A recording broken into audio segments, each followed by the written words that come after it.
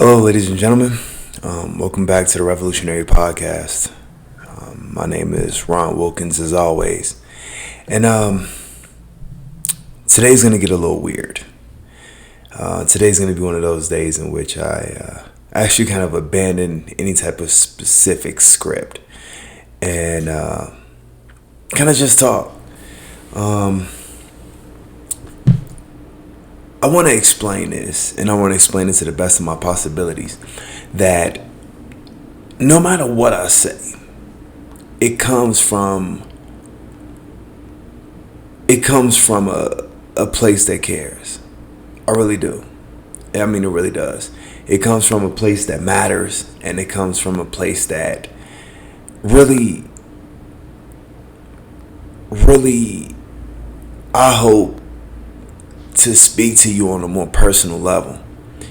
Because at the end of the day, no one's going to care about you quite like you're going to care about yourself. No one's going to care about your people, and no one's going to care about your situation more than you particularly do. And the crazy part about it is there's a certain section of us that has a really hard time just sitting back as the world falls into chaos and the world falls into discourse without at least attempting. Listen, I don't give a fuck if this podcast or this video, whatever you feel like calling it, goes anywhere. I have nothing to gain. I love my career, love my job, love my life. Love my wife, and love the life that I lead. From welding every day to playing rugby to doing the things that really matter to me. I'm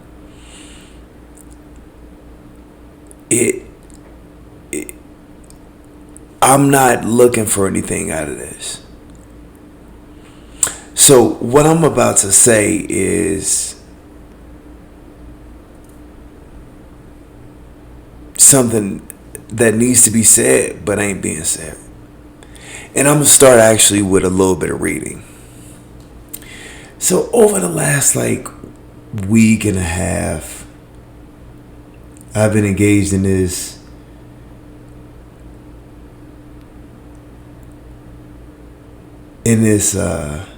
strange little battle. Not battle, but at least very compelling conversation with a character. I won't mention their names. It started off with a tweet from Larry Elder. He was talking about race car hustlers, and racism has never been a less significant factor in America.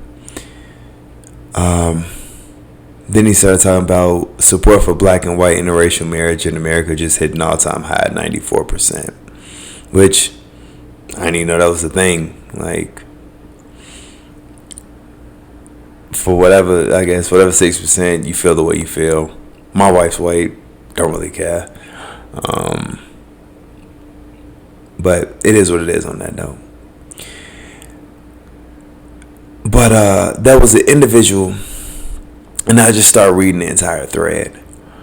Guy says, a lot of you and Larry are missing the point of race and black America. Black Americans have only been free for 56 years. There are so many black Americans just getting the opportunity that many Americans have had for centuries. 300 years of slavery and 100 years of Jim Crow. I responded, but it's happening. Who cares what happened before it? If we spend our time wondering what we didn't get, we'll never go to where we need to be. Which he responded, so you want black folks to forget all the suffering and sacrifice their ancestors went through. Black Americans are descendants of slaves. Ask a Jewish person to forget their persecution. Ask them to move on. Black Americans have only been a part of the democracy for 56 years. And another guy jumped in. I was like, yes, past is the past, leave it there and move on. There's no point in dwelling in past issues. In psychology, you are told to move on from the past.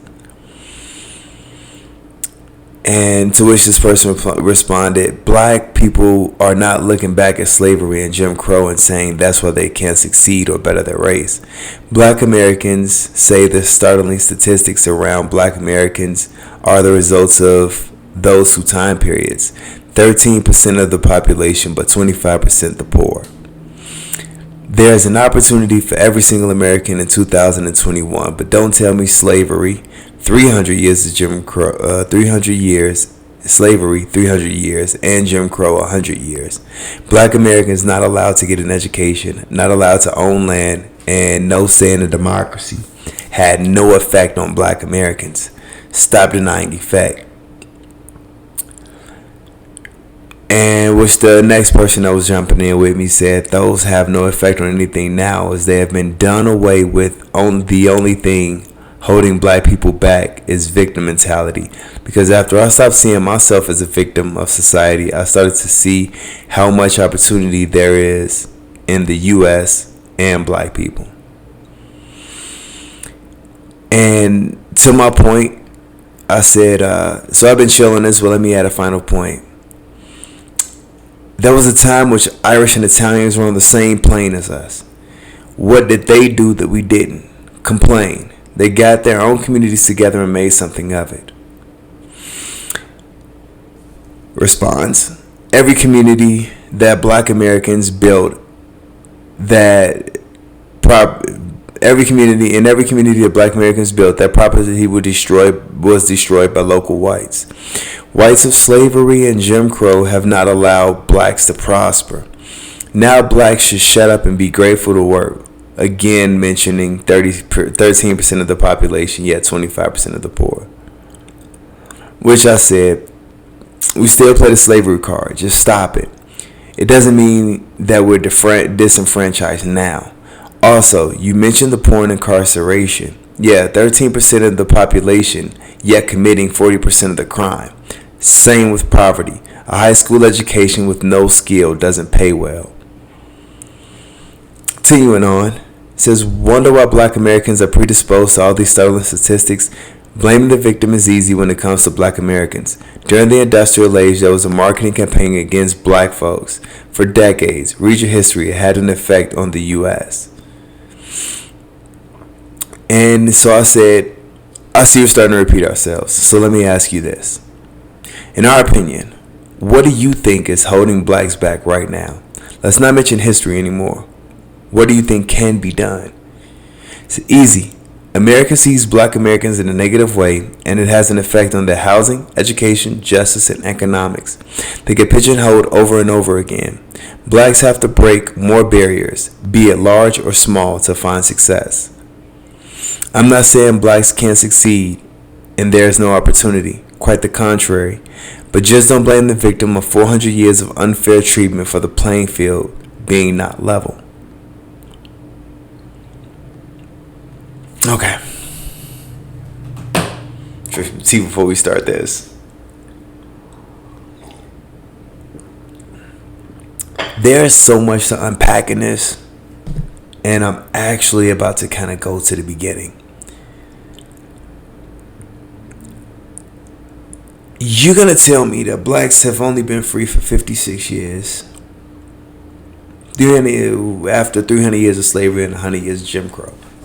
Okay. I'm going to start at the very beginning of this.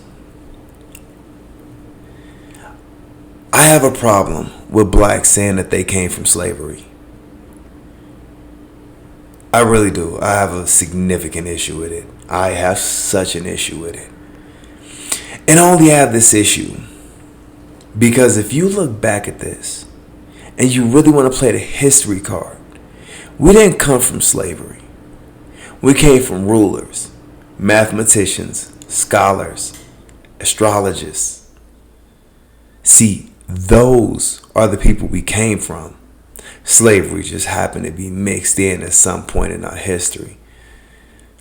But on the continent we came from, we ran that continent. We came up with every progression that was made prior to the European settling over there. And you're going to sit back and tell me what? To skip that history? One of the longest histories, one of the histories that put us at the epicenter of the beginning of civilization as we know it? Because when you ask me, that's where I came from. I didn't come from some stereotypical ass sharecropping slavery background. Nah, that just happened to happen. And so I don't really recognize that as the beginning of my history.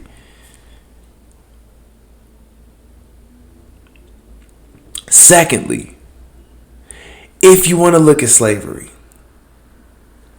here's the thing. You are not a slave. Neither were your parents. You condemn this country for something that's had no effect on you.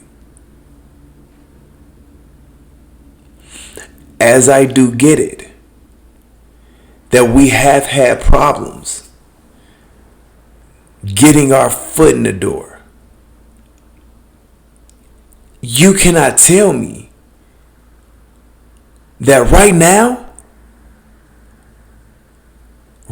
this point in our lives is a reason, is any motivating factor behind our issues. At this point in our history, at this point in time, any decision you make has nothing to do with the past, be it Jim Crow or slavery. You can't get me to agree to that. Nowadays, this world is simply turning you on your head, putting you against any person with a damn Trump flag outside and saying they're the enemy. White supremacy is the enemy. No, the person you see in the mirror is your enemy.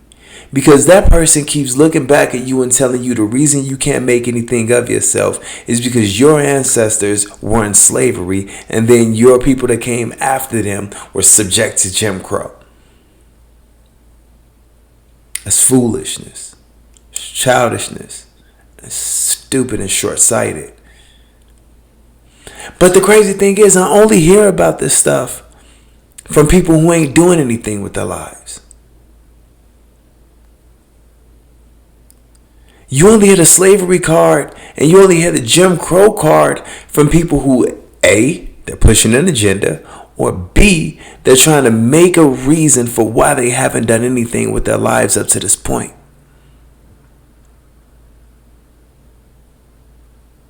I don't find it acceptable.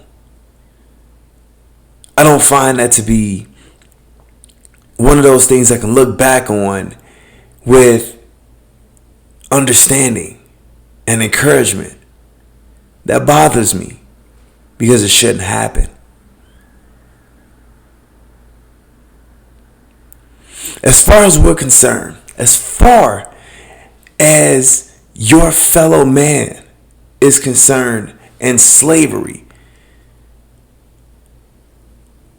the things that existed that kept blacks back do not exist anymore. So this victim mentality bullshit that everybody keeps touting to either get your vote or get your compliance should be a non-factor in your daily life.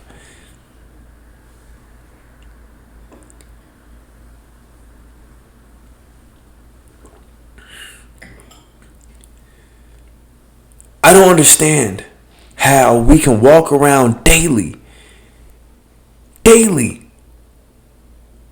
not doing anything and saying the reason that we can't is because our ancestors were in chains brought over here. That is not how we started. And it cannot be where this ends. Because if we're going to continue doing that, at what point do we finally decide to get up, get out, and do something? Oh, we always do this.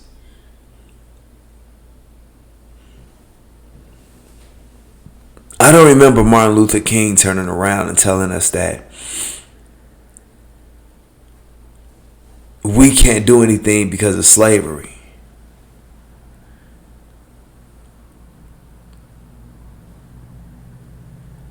I remember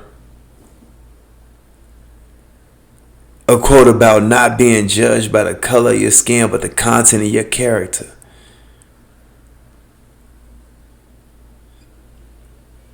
And yeah, if you got companies and groups and individuals that's shunning you, instead of trying to make them accept you, which the world just won't do, you might need to go somewhere else and find another avenue.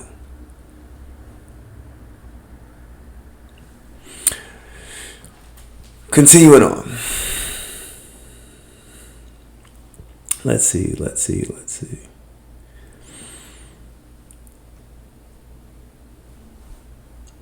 Okay. So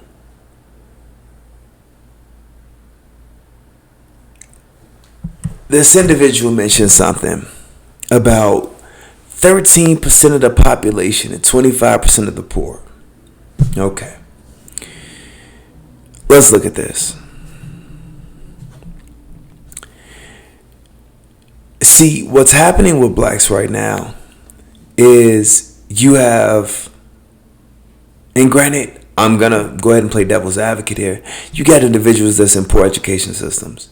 You have poor education systems in inner cities.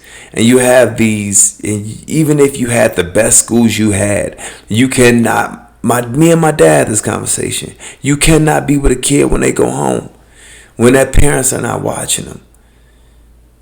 When they got a choice in between homework and TV or homework and the streets, because that parent is either working two jobs or just not really being there and being involved. See, you can't fix those things. But here's the thing, and you ain't got to be a Rhodes Scholar to understand this. If you don't have an education or a skill, you don't have a job. Not a well-paying one. Listen, if your job is on the chopping block for automation, fast food services, hell, grocery stores, these small nickel and diming industries, hell, at the way Elon's going, he's going to end up making his own Uber service. It's going to be nothing but robots.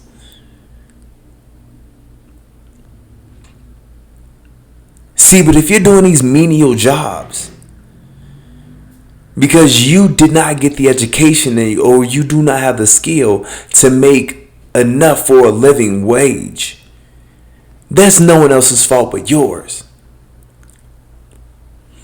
Here's the thing, and I'm going to give a little bit about myself. See, I came up from the south side of Chicago. I lived on welfare. Both my parents were heroin addicts. Shit, I figured some way out of it. And I made a lot of mistakes going out on my own. In the military, I didn't know how to act like a grown-ass man, which caused other issues for me. I got out the military before I really wanted to. No clue what I was doing. But I tried. I knew I needed a skill. I started personal training. I was damn good at it. Opened my own business, personal training. I was damn good at it. Didn't really know how to sustain it. Worked way too many hours. Decided that wasn't the way I wanted to go. So I left. And I made a couple more mistakes in my life. And a couple more mistakes in my life before I decided I wanted to weld for a living. And I wanted to weld and join the union. Why did I want to weld and join the union? Because I knew that I could make a living wage. I could earn something. I could learn things that I actually needed to learn. And I could better myself in my future. And if I had a family, I could accommodate my family on the salary that they will provide, knowing that this isn't the end. See, when I decided that I was going to make something of myself, I don't know how I was going to do it, but I just knew I couldn't do it at home. I knew Chicago, Illinois was not going to give me the way out that I needed. I knew Chicago, Illinois was not going to give me the avenues that I needed to make something of myself, so I left.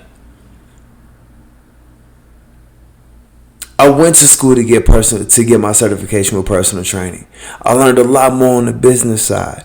I went to college for a few semesters to learn a couple things about numbers that I needed to. I got out. I started working, building my business and learning along the way, making mistakes and learning more. When I decided to go to welding school, that was not easy. It wasn't. I failed.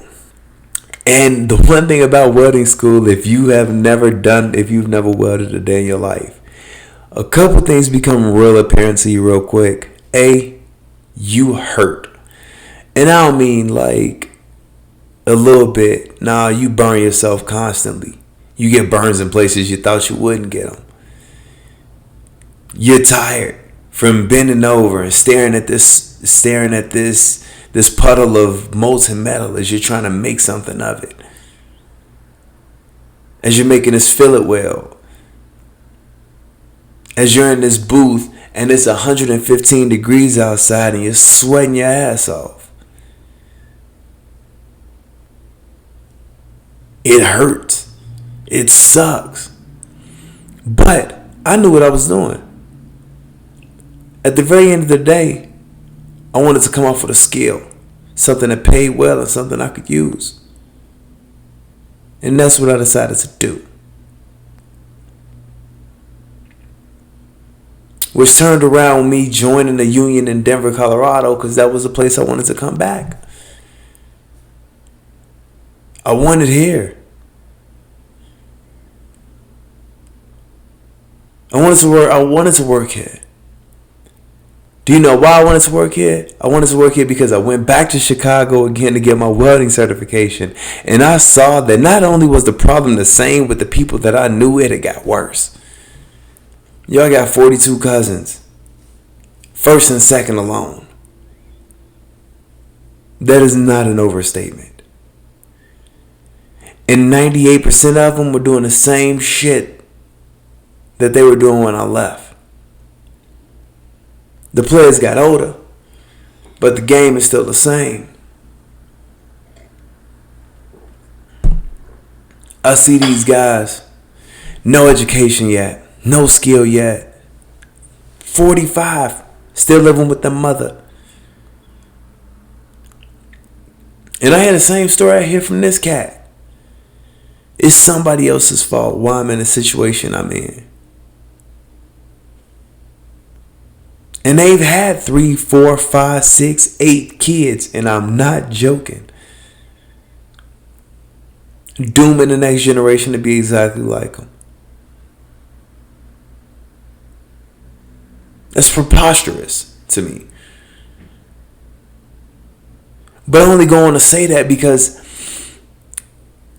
as long as we continue to blame other people instead of picking ourselves up and doing something, yeah, we'll continue to be the poorest. We'll continue to have no jobs. We'll continue to have no education. You know your education sucks.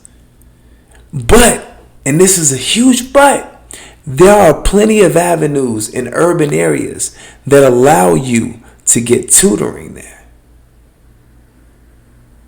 In most schools, if you look hard enough, there's somebody willing to stay and help. If you really want to work and you want to apply for scholarships and you want to get into these internships with these businesses, there's avenues to do it, especially being a black kid or a Mexican kid from an inner city.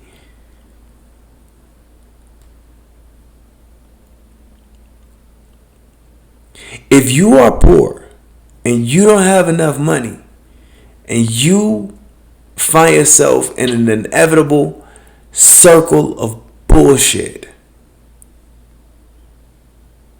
I implore you, take a hard look at your life.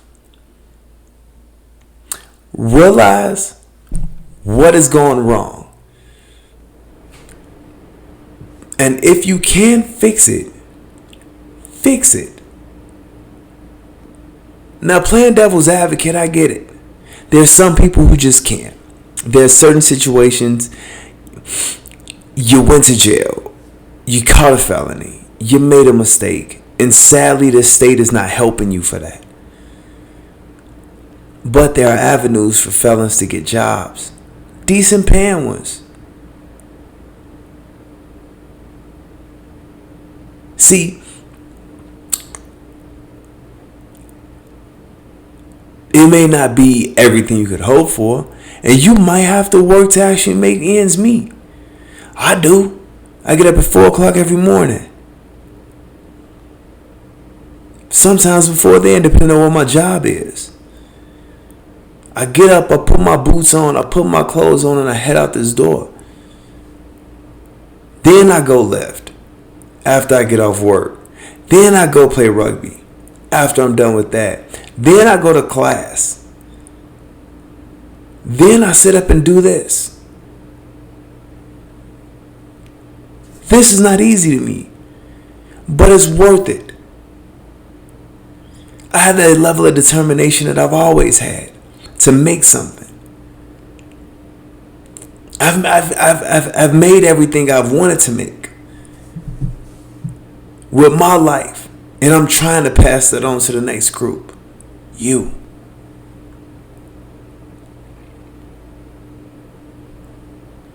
There are poor that are out there because of circumstance. I get that. But a lot of it is choice. And if you're young right now, you're listening to this podcast, I'm gonna be as quick, I'm gonna be as straightforward as possible. If you haven't gotten a record, don't get one. Because here's what happens once you start designating yourself and putting yourself in the system. You ruin any chance you have of making any actual money to do something with your life, which subsequently ruins you from making anything worthwhile, which will also put you back into the exact same system that you're so desperately trying to escape.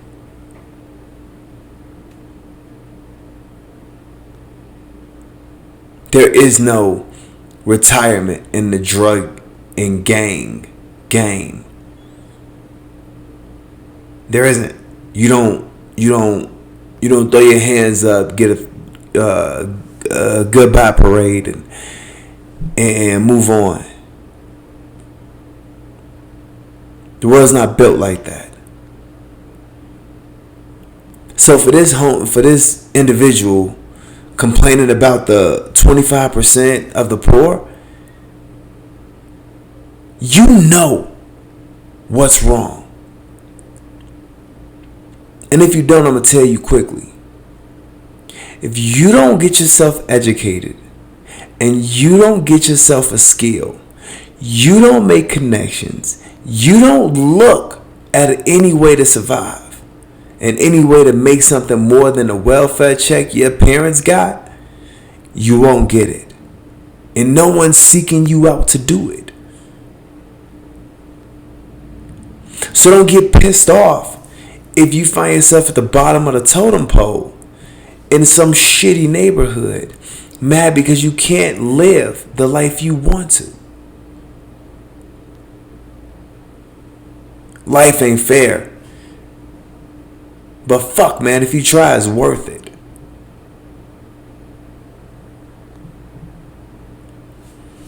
Alright, let's continue. Let's see. Alright, now this is my favorite one. And this is actually where... So we talk about societies. And I think I've mentioned this before. There we go. I think I've mentioned this before. But there was a situation in which both the Irish and Italians were in the same boat as us. See, they came here, a good portion of them were immigrants, in which I've had a conversation with quite a few of them, and they would tell you that the transition here was difficult, to say the least. So explain to me something. How did it get to the point where in the 1920s, if I'm not mistaken, there were Irish and black and colored bathrooms? Then you had your white bathrooms. How did the Irish manage to escape that orbit? What happened?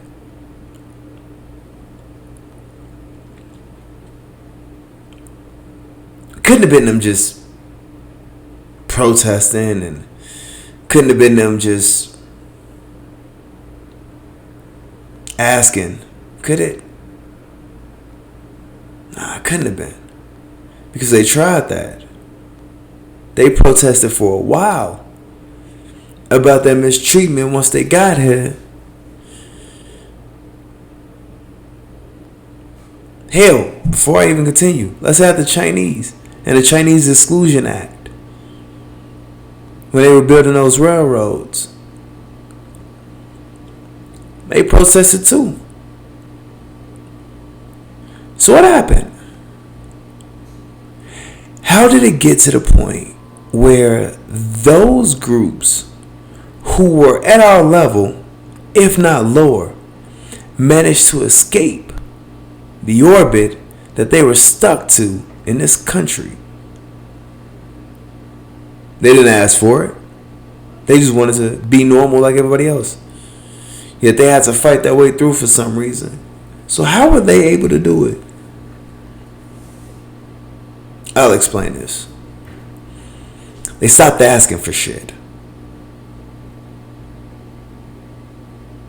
You don't see the Chinese running around asking for reparations for what happened to their ancestors at the end of the 1800s when they were building these railroads. You don't find the Irish turning around and looking back at how the U.S. pretty much, when they couldn't get a fucking job, Irish need not apply. You don't see them asking for money back for that time for their ancestors.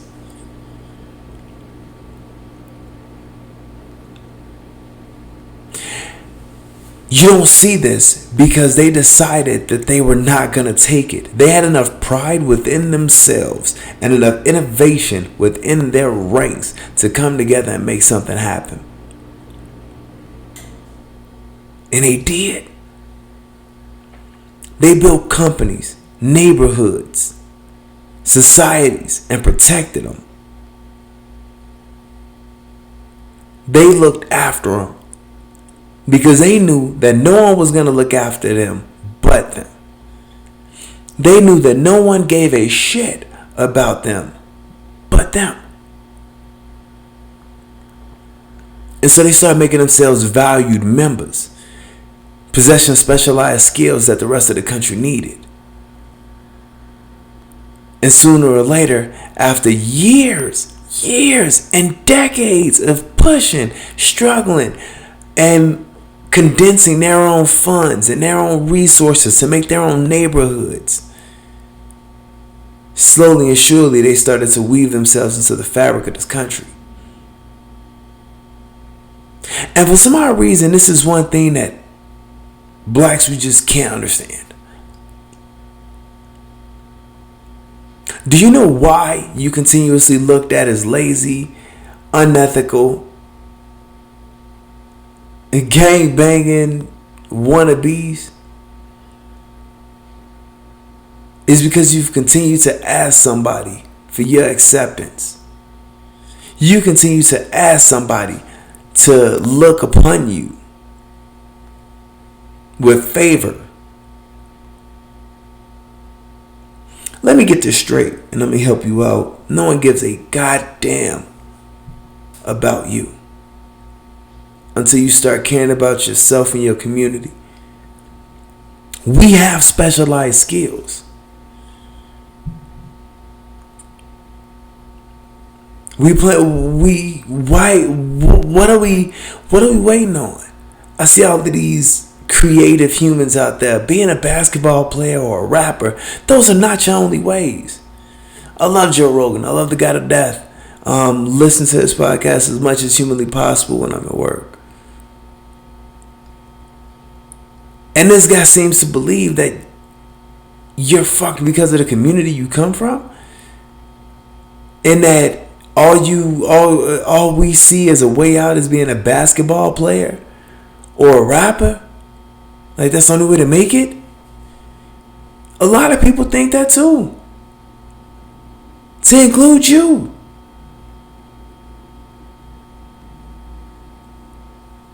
You cannot sit back and continue to operate on this notion that the communities you are in is because of somebody else's deal. I get it, and I'll play doctor's advocate here. I understand what happened when we had all of these industries and these industries moved to the suburbs and we were stuck. But then why not pull our money together? Start opening stores, black-owned businesses, black-owned restaurants, black-owned grocery stores within our own communities.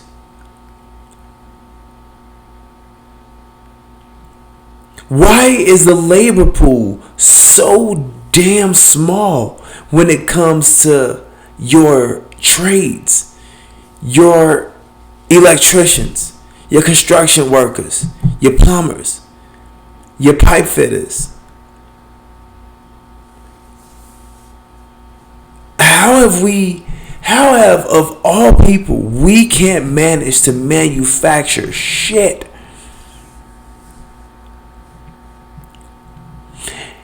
If society collapsed, how many blacks know how to hunt? How many of you know how to land nav? How many of you can swim?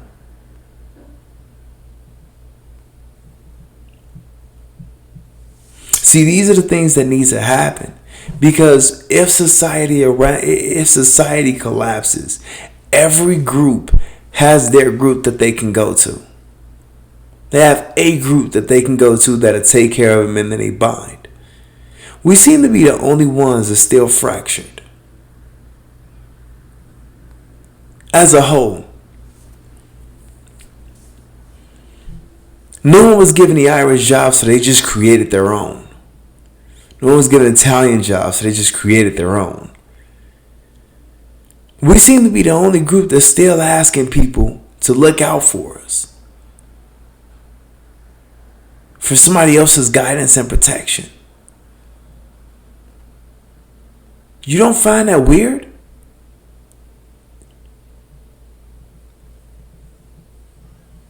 You don't find that potentially problematic? I do. I find it highly problematic. How is it that all these other societies can come together and make something of themselves, yet we sit back and wonder why our protests and our chants and our riots fall on deaf ears? Because no one gives a damn. How did your riot work out after George Floyd protests? How'd that go? How'd defunding the police go? How'd that work out for you?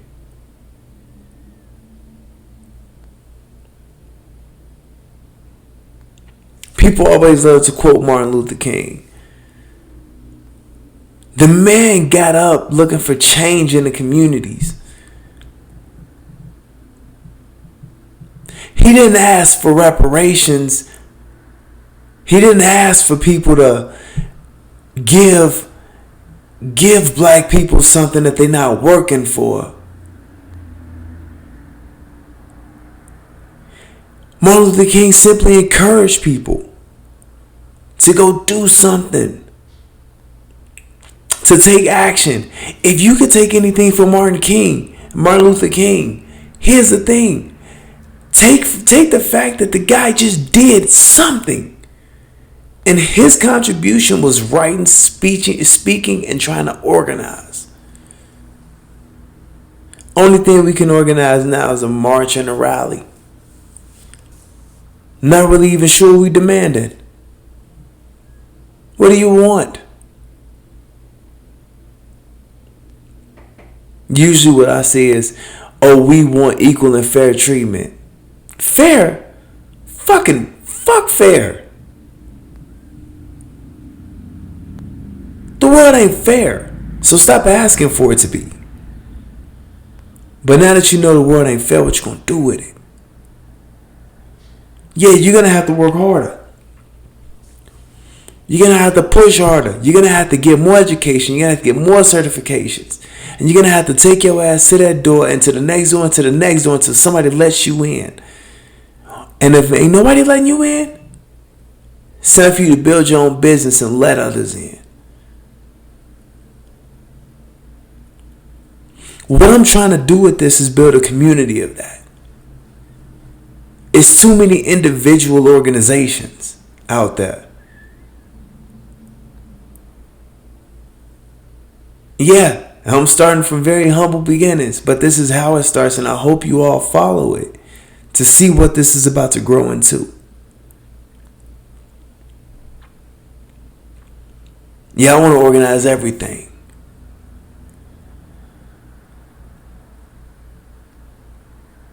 Because apparently nobody else is doing it.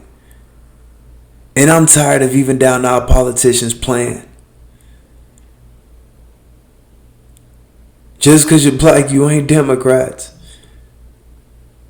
And just because you're an educated black, you ain't a conservative. Or Republican, my bad. Those are different.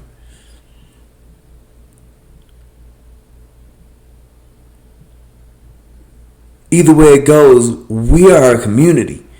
And until we fucking recognize this, we're going to find ourselves at the back end of every author of history. Until we take responsibility for our own communities, our own societies, and our own actions.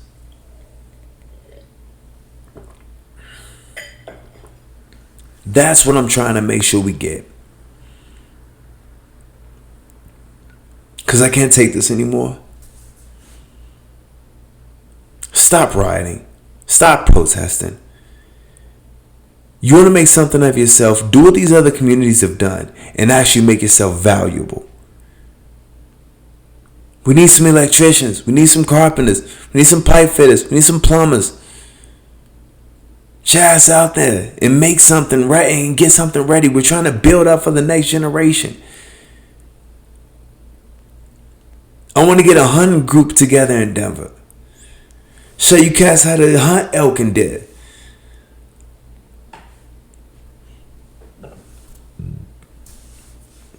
I got a Diamond SB that I love. My favorite compound bow. Or we can go to the range. There's a lot in the works that's about to start happening. And I'm going to show you all how to do this. Because it matters. And I need you all with me. But in the meantime, stop acting like somebody else is a problem for your advancement. Your advancement is based off your own initiative. You're going to fail. Nothing is easy. But this shit has to be hard for you. It has to. Not doing anything and just complaining, that shit sounds hard.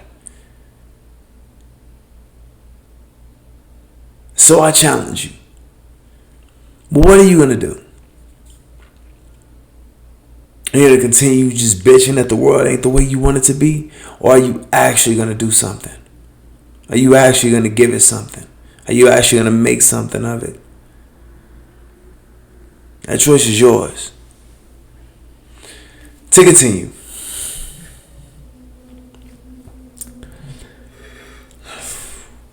Okay.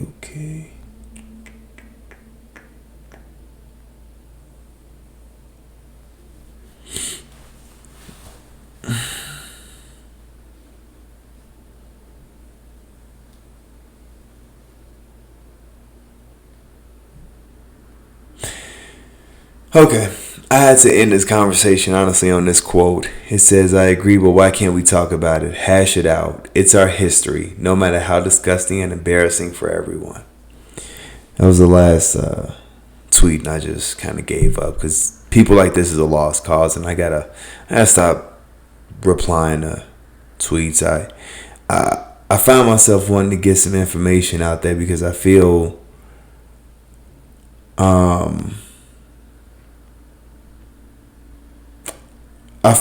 I feel like if I don't try, nobody ever get the message. But here's the thing. I told you at the very beginning that this rant is going to come on at a pace of love and concern and care. And it sucks and it's hard, but so is everything that's valuable. I don't want blacks in a society to feel like they don't have a chance. I don't want blacks to feel like they don't have an option. I want blacks to feel like they're disenfranchised. You're only as disenfranchised as you decide to say you are. There are plenty of resources to do something worthwhile. If you're not making any money and you can't go to a university, which I find to be the first thing that people say, you can go to a community college and make it. It's worthwhile. Yeah, that step is harder than going straight up to the university. But here's what you can do.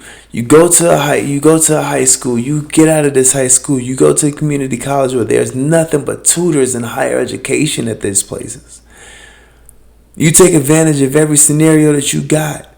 You learn up. You get as many scholarships and internships as you can get your hands on. And then you go up to the university with a full deck because they're not using your high school records at that point. They're using your college transcripts. Why would you want to work at McDonald's? Why would you want to work at Wendy's as a 38, 39-year-old human? Again, some people, I get it. Mistakes have been made. Choices have to be made. But here's the problem about not doing anything. You find yourself relying on this government and the government and the welfare and this welfare state. Here's what happens if the government goes south. If we already kind of got a scale with this debt ceiling. What did you think they were going to cut first? Because it ain't their own paychecks. First thing they're going to cut is these programs. Welfare. Medicaid. Those seem to be the highest and the ones burning the biggest hole in their pocket besides the money that's fucking missing about this money for the homeless that's strangely enough missing. But it's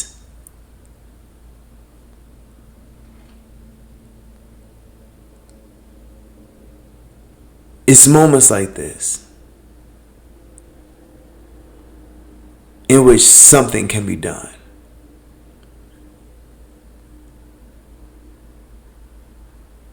If you want to make something happen in your life, do it. And I'm going to be the first to tell you, you're going to fail. You're going to fail quite a few times. You're going to fuck up terribly. Then you're going to get up and you're going to mess up again. You're going to dust yourself off and you're going to mess up again. But keep doing it. Because eventually you come off on the other side. The only way to make it in this world is not through only rap or athletics.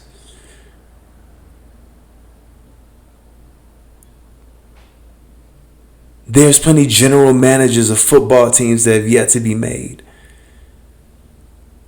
There's plenty. There's again, being a tradesman and a union guy, I'm always going to go for those. We need more in them. Get off your block. Go serve the country for 4 years. And come back. Going to free community college, getting a refund check, and using that to build something and make something. Where's some notable black gun manufacturers? Why are we not dominating on the hunting scale?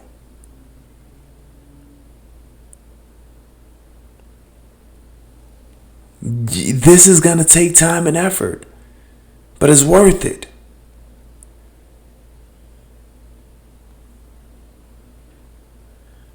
So I challenge you all. I really do. If you're in a shitty situation, look at how you got there. Actually observe your options. And whatever you do next, just know, whether it's something or nothing, it's on you. Ladies and gentlemen, I thank you for taking the time to listen to this. There's plenty more to talk about. Usually I do these on Sundays, but I needed today to do this. And I hope you heard it out. As always, I'm an open book. If you feel like contacting me, feel free. Thank you for listening to the Revolutionary Podcast. Good night, everybody.